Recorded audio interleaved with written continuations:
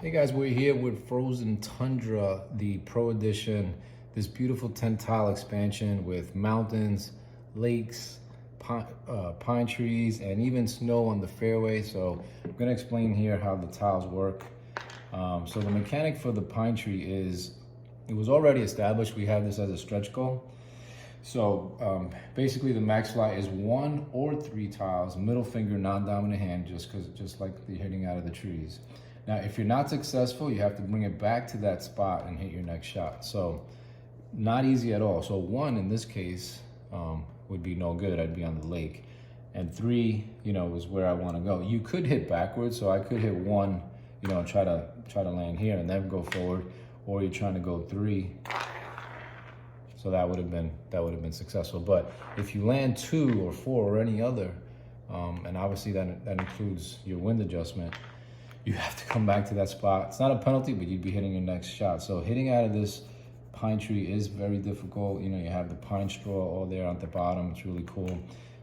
It's very also, congested. There's a lot of ways to obviously not get out of there safely. So that would have not been good. So there you go, that's the pine tree. Now you do have Patrick Pinecone in this expansion, so he can hit it from 0 to 5 and be safe. And he also uses his dominant hand on the middle finger. So now he can really, get you out of this pine tree really without much trouble, but you do have to still hit middle finger. But, well, if I would have made it to that fairway, it would be safe. So Patrick Pinecone, this ability in the pine trees is gonna be super important. The fairway snow, basically this penalty is the dominant hand thumb, so that's a whole new one. We haven't used that one. The max fly, however, is 0. You can only chip it out into the fairway, and if it's unsuccessful, you got to go back again. So if you're ever in this snowbank, you could only chip it out. It's 0 actually, so not even 1. So that's also new. So you can only do that. So you just just try to dig it out of the snow and just kind of pop it onto the fairway. So that's dominant hand thumb, so it shouldn't be too hard to get it out there. But if you go too far, then you got to go back and hit your next shot. So that's really cool.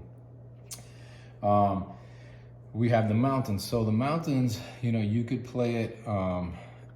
You could play it in a sense where you have to kind of hit off of it. Let's just say the hole is here, and I'll put a mountain here, and maybe a mountain tile right here.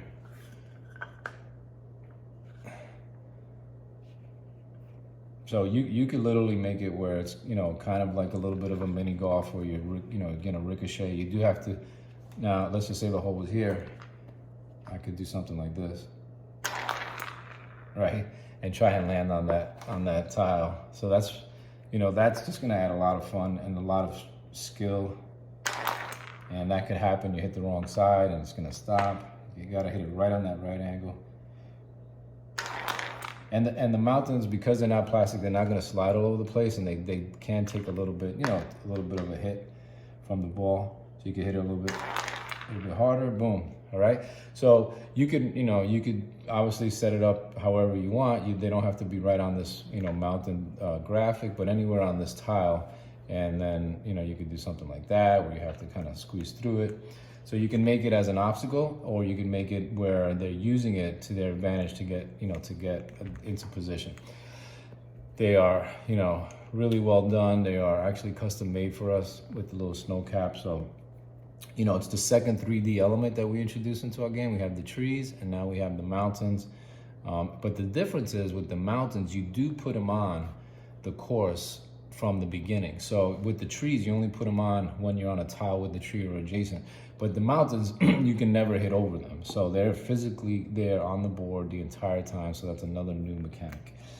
And then finally, really Gavin came up with this, and it's super cool. You land on the ice. Now the ice is a slippery, surface, obviously. So when you land on the ice, you're still not necessarily on the ice. So what happens is, you have to flick the spinner, and it's gonna move 2 ball spaces in that direction. So I land on this ice and I flick, and it's straight to the right. So in this case, 1, 2, I'd still be on the ice because I started off in the middle. So that's actually the end of my shot. Let's just say there was no other wind adjustment.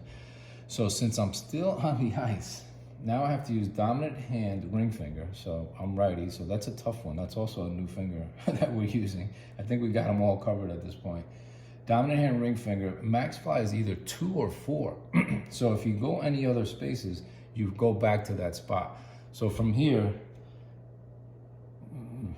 I mean, let's just say it was just like this. It'd be a tough angle to get to this, you know, this is the 2 over here. So let's just try it. So that, in that case, right, it went too far. So now I go back to the ice and I flick again. Because so my next shot, so what happens is, even though I didn't get it where I needed to, I jostled it, I moved it a little bit.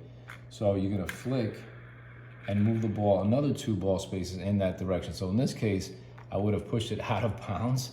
So now I gotta bring it back to this spot with a 1-shot penalty. If I would have flicked it, let's say in this direction, you know, I moved it 1, 2, but I'm still on the ice.